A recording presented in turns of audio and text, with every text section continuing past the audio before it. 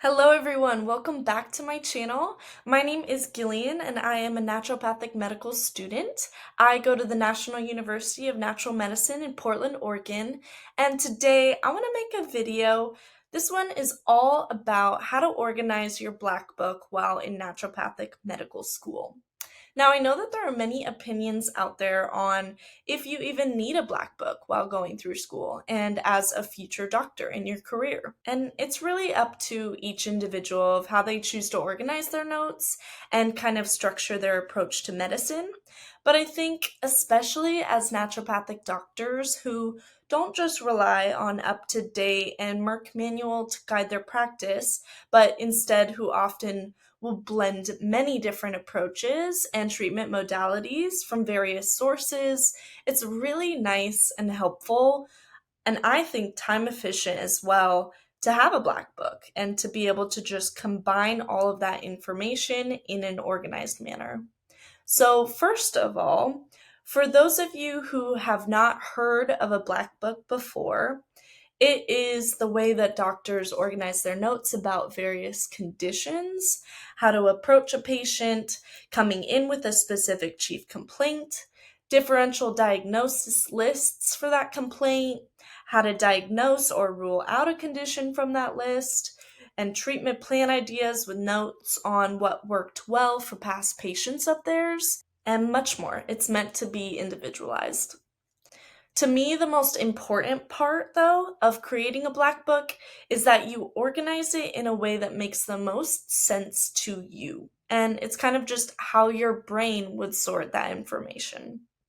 So, I'm going to go into my personal organization, but please just use this information to help you consider how you may choose to organize your own.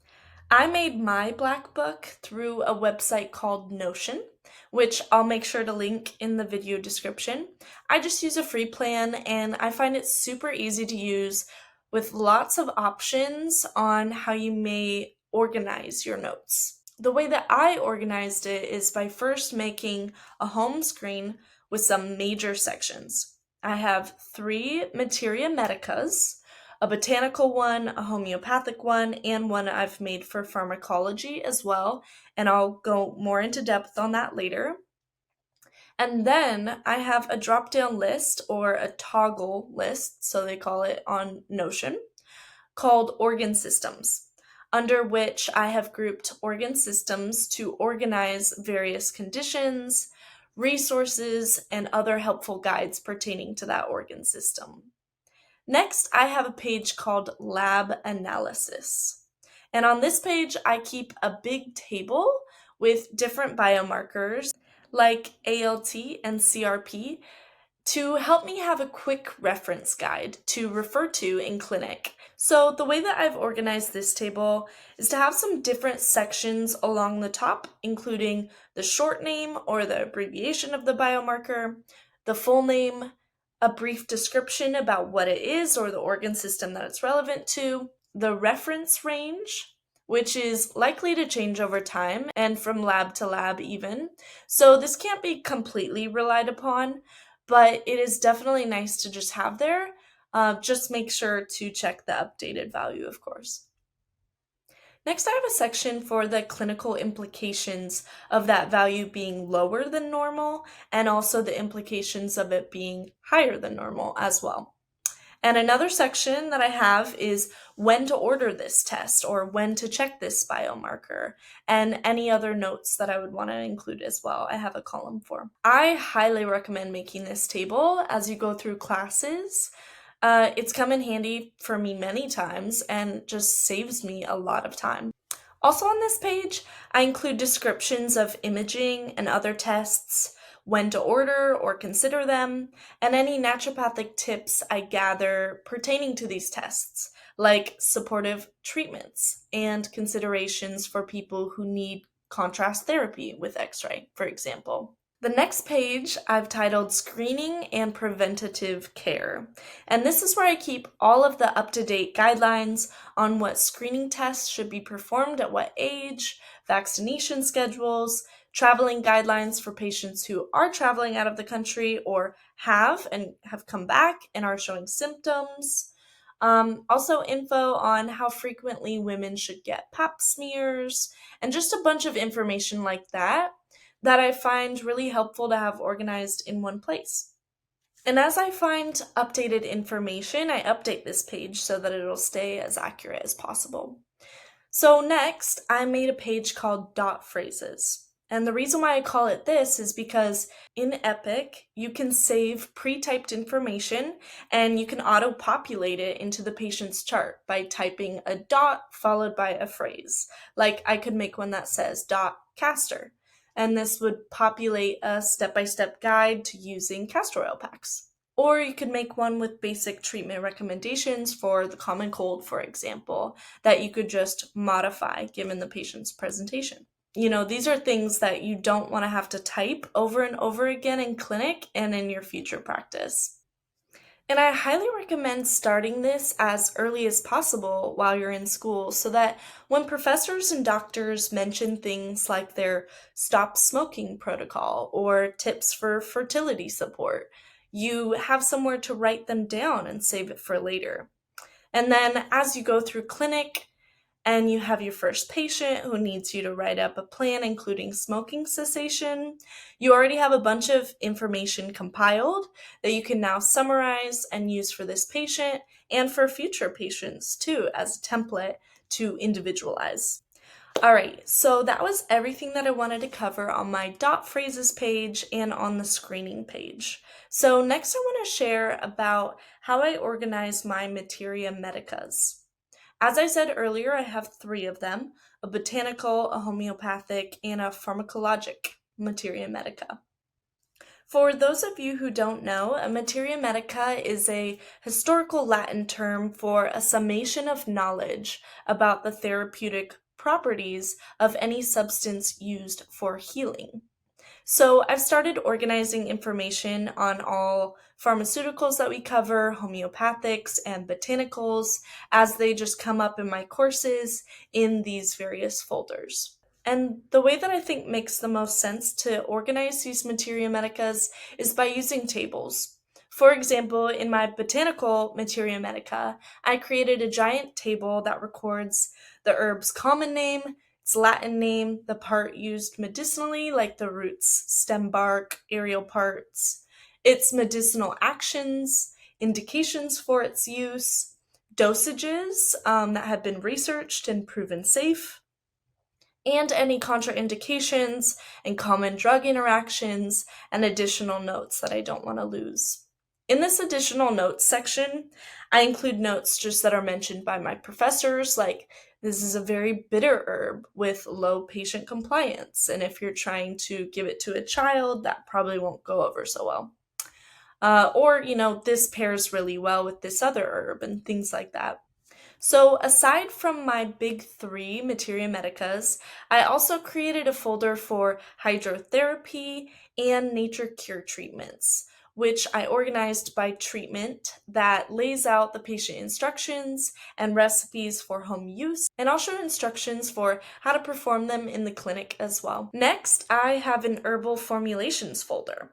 And the way I've organized this section is how my brain operates step by step when I'm picking herbs for a patient, figuring out the dosing, if I should give them a tincture, a tea, or something different. So the first page that I have under this folder is titled Herbal Actions. And this page contains definitions of all of the potential medicinal actions of herbs, like antispasmodic, sedative, vulnerary, etc. And if I was considering a patient's presentation and the big picture of their health needs, I would start by making a list of what I want the actions to be of that botanical treatment.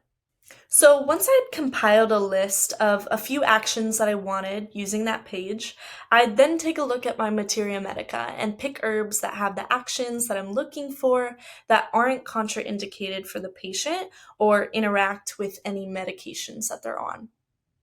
And the next step in my process is figuring out what herbs work best in synergy with each other. And I do this with my Formulating Approach page, which includes tips that I've picked up through school about how to combine herbs for the best results. Many NDs have different approaches to this, so I keep track of them on this page as I just solidify my own approach over time. The next step in this process, and therefore my next page under this section, is how to determine dosing. On this page, I have a conversion chart and some really helpful equations for me to just quickly determine how much of a tincture I would need to last somebody 1 month if they dose themselves 60 drops a day, for example. So that was all really just to explain how I've used my own thought process to organize my black book so I can just follow along in a step-by-step fashion. Along with this botanical folder I just described, I have another that is very similar for homeopathy, including pages on how to determine if somebody needs an acute or constitutional remedy, interview and soap note organization tips for taking a patient's homeopathic case, and also how to determine a dosing schedule. Okay, so now that I've covered how I organize my Materia Medicas and kind of other modality notes, I lastly want to dive into how I organize my organ system notes. So each term, as we work through block systems or, organ system courses like pulmonology and dermatology, I'll organize my notes differently as I deem most useful for that batch of information. So I don't have a template for each organ system, but for example, while I was taking cardiology, I included a page on how to perform an in-depth heart exam, cardiology resources like some of my favorite websites, organizations, research articles, and all that. And also guides to help me interpret EKGs, know when to order each type of heart monitor, and how to interpret lab values and imaging that's relevant to this organ system. When it comes to my notes on each condition, however, I do use more of a template for that. So, under each condition, I'll make sure to include a brief description of the condition, causes of that condition that we know about, incidence rates, pathophysiology, complications, and things to consider if they're pregnant or elderly. Next, I have an assessment section, which includes information on physical exams to perform, expected lab imaging and exam findings, and lastly, a treatment section, which includes what conventional treatment for this condition entails and what our holistic approach could contain, or, different approaches shared with me throughout school and clinic.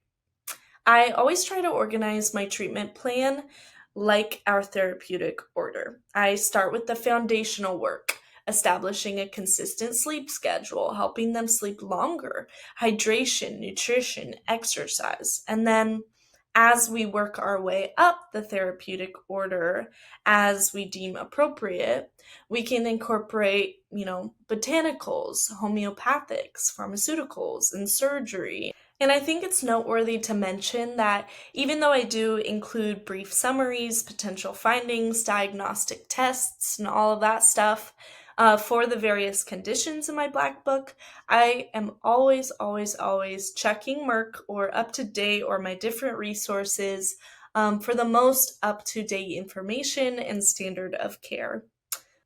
So, in addition to my toggle list of conditions under each organ system, I'll also make another toggle list titled Approach to Patient Presenting with, where I put a bunch of pages of potential chief complaints, primary signs and symptoms, or even ones like Approach to Patient Presenting with Low Serum Calcium.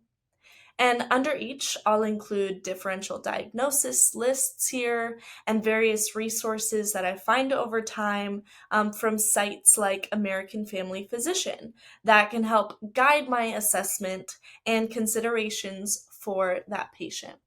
And lastly, under each organ system, I include a page of case studies.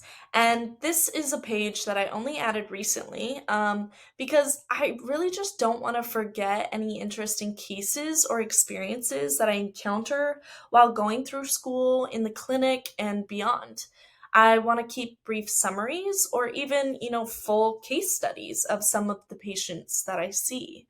Over time, I think this will be useful to look back on and remember what their treatment plan was, how it worked for them over time, but also just keep track of important lessons that their case taught me and other random things that I feel are important to keep. And as a note, I always de identify everything that I put into my black book, and you have to as well to protect our patients. So, with that being said, I've covered all of my sections in my black book. And as I go through clinic and into my career, I'm certain that my organization will change over time, and I'll make sure to share those changes with you all. Please just remember that your black book is entirely your own. So make it a representation of your brain, how your brain organizes or makes sense of information. Because your black book isn't meant for anyone's eyes but your own. So take some time to make it very useful and efficient as a tool for you, and you'll be very happy that you did, I think. As always, thank you so much for watching. Please feel free to drop any questions or comments that you might have below, or, share any alternate ways of organizing a black book that you want to share. And please make sure to subscribe and stay tuned for more videos coming very soon.